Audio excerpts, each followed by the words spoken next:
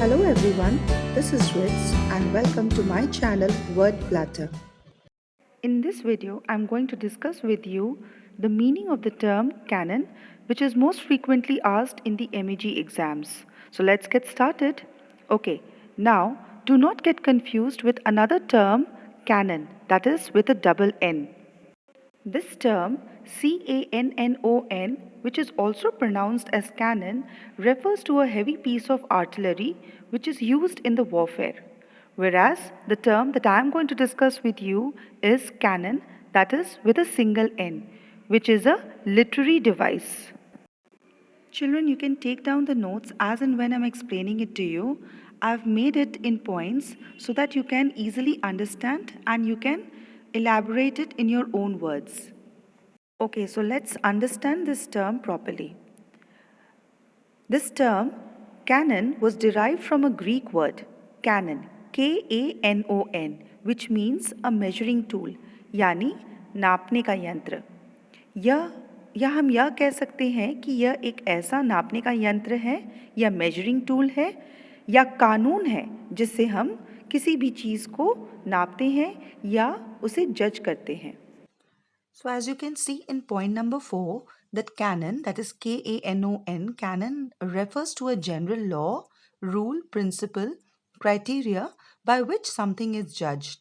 Now the question arises is what are we exactly measuring here or what are we judging? So canon is a literary term which is used to denote or refer to a collection of books which were considered as authentic or which were judged as authentic. Okay. As per the set rules or laws, these books were considered genuine, real, okay, authentic. In this collection, only such books were included which were considered exclusive or authentic. Actually, the whole idea of measuring the authenticity of various books by various writers began with the objective of finding the credibility of Bible. Now you must be also wondering that who were the ones who had the authority to decide the book list. Okay, so it was actually we the people, we the readers, or you can say literary group who had the authority to decide the books which could be considered as fit for the canon list. So, only when the readers found that these books met the standards of style and quality, it had some social, cultural, and intellectual value, it was added to the canon list. Okay, now let me introduce you with another term, canonical author. Now, what is this canonical author?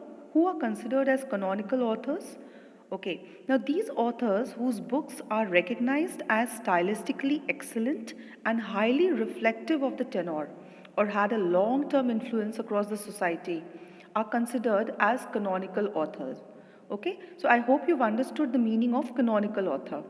Now let us go on to the next step now, that is, let us discuss some important points about canon list. Canon list was believed to be Eurocentric and male dominated, and all the Eurocentric work was included in the canon list. That means initially only such books which were written by male authors and Englishmen were included in the canon list. We always had female writers as well. But since the canon list was found to be discriminated as it was Eurocentric and male dominated, which means that the books written by the male authors and the Englishmen were only selected for the canon list, the women, they started writing under the pseudonym or you can say male pen name so that, they can get recognition. The authors of the 19th century wanted to increase their chances in the man's world. They did not like to declare themselves as women because they had an impression that the authors are liable to be looked upon with prejudice, and hence their writings would not be taken seriously as a writer. Now, few examples of such female authors are who wrote under the male pseudonyms are Mary Ann Evans, Emily Bronte, Elizabeth Gaskell, and so on. Secondly, the way these books are selected depends on both the style and content, mainly on the social and political consideration related to serve.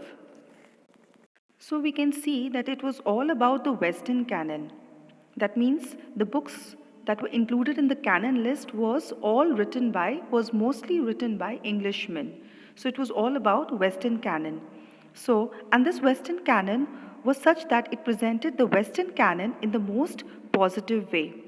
So, on one hand, we had Western canon, that means the books written by Englishmen, and on the other hand, we had apocryphal books.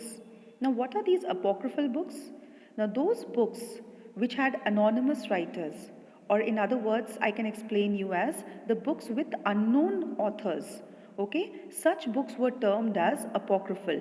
Now, such books, no matter how good they are and met the standards, they were not included in the canon list.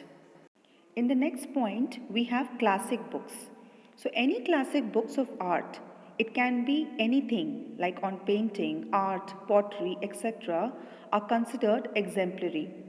Such books were considered exemplary and they were included in the canon list. So we can see that canon includes or covers all the various fields such as of literature, dance, art, music, etc. It also includes all the different classic traditions and Vedas as well. Now let us see which all publishing companies included the books in the canon list. So we have in the list we have Modern Library, the Great Books of Western World, the Penguin Classics and Every Man's Library. They were the ones, who had this canon list. So that's all for today, I think. I hope you've understood all the points properly and it will be useful to you. Thank you.